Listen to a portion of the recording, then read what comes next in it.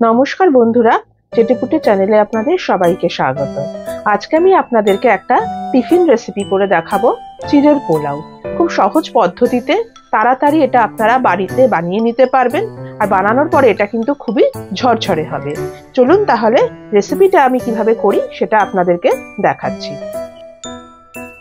দেখুন, আমি এখানে 1 কাপ পরিমাণ চিড়ে নিয়েছি। এবার আমি এটাকে জল দিয়ে ভালো করে ধুয়ে নিচ্ছি। বারে বারে একটু ভালো করে ধুয়ে নিতে হবে, কারণ চিড়ের মধ্যে কিন্তু অনেক নোংরা থাকে। দেখুন, ভালো করে ধুয়ে আমি এটাকে একটা ছাঁকনির মধ্যে দিয়ে দিলাম।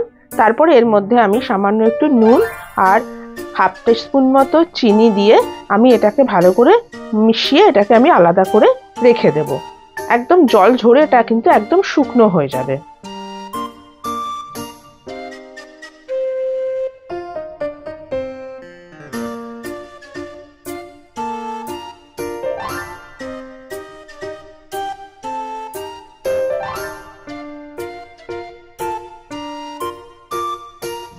দেখুন, আমি গ্যাসে একটা কড়াই বসিয়ে দিয়েছি। এখানে আমি 1.5 টেবিল চামচ মতো রিফাইন্ড অয়েল দিয়ে দিলাম। তেলটা ভালো করে গরম হলে আমি প্রথমে বাদামগুলোকে ভালো করে ভেজে নেব।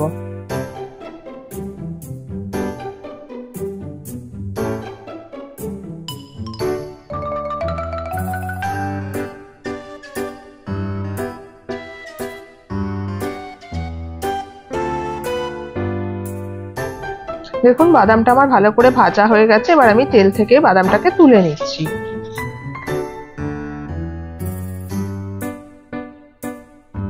এবারে তেলটার মধ্যে আমি দিলাম গোটা সর্ষে, কালো সর্ষে হাফ টিস্পুন মতো দিলাম, একটা শুকনো লঙ্কা ফাটিয়ে। সর্ষেটা থেকে একটা ভালো সুন্দর গন্ধ বেরিয়েছে। এবারে আমি এখানে দিয়ে দেব কিছু কারি পাতা।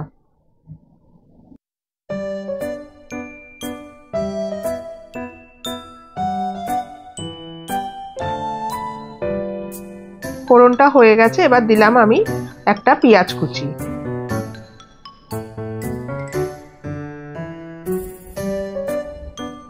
পেঁয়াজটাকে একটু সোনালি করে আমি ভেজে নেব। এবার আমি দিয়ে দিচ্ছি ক্যাপসিকাম কুচি।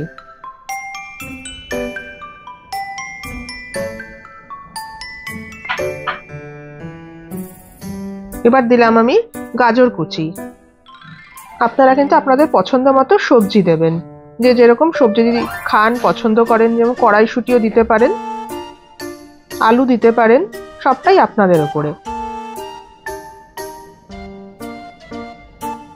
সামান্য একটু কাঁচা লঙ্কা কুচি আমি দিয়ে দিলাম।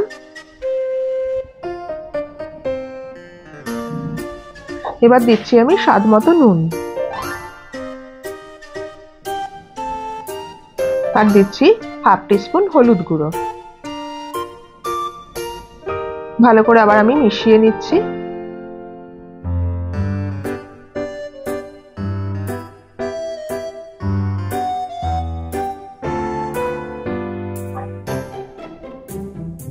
এবার আমি কিছুক্ষণের জন্য ঢাকনা দিয়ে দিলাম। কিছুক্ষণ বাদে আপনাদের দেখাচ্ছি। দেখুন, আমি ঢাকনাটা আবার খুলে নিলাম। সবজিগুলো আমার প্রায় ভাজা ভাজা হয়ে গেছে। আবার আমি ভালো করে একটু নাড়িয়ে নিচ্ছি।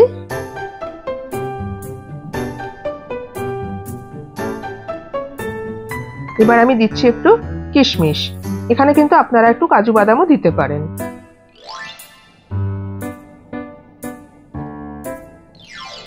এবার আমি দিয়ে দিলাম বাদাম ভাজাটা, যেটা আমি ভেজে রেখেছিলাম, সেটা আমি অ্যাড করলাম।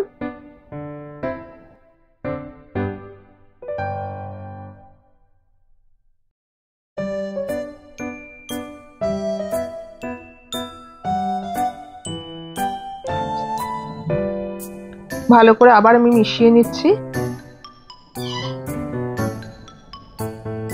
এবার আমি চিড়েটা দিয়ে দিলাম। চিড়েটা একদম ঝরঝরে হয়ে রয়েছে। নুন আর চিনি অল্প করে আমার চিড়েতে মাখানোই ছিল।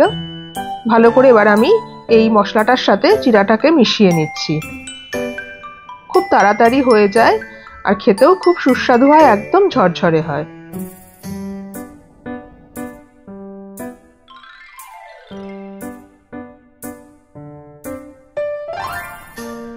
ভালো করে আমি মিশিয়ে নিয়েছি। দেখুন, দেখলেই বুঝতে পারবেন কতটা ঝরঝরে হয়েছে।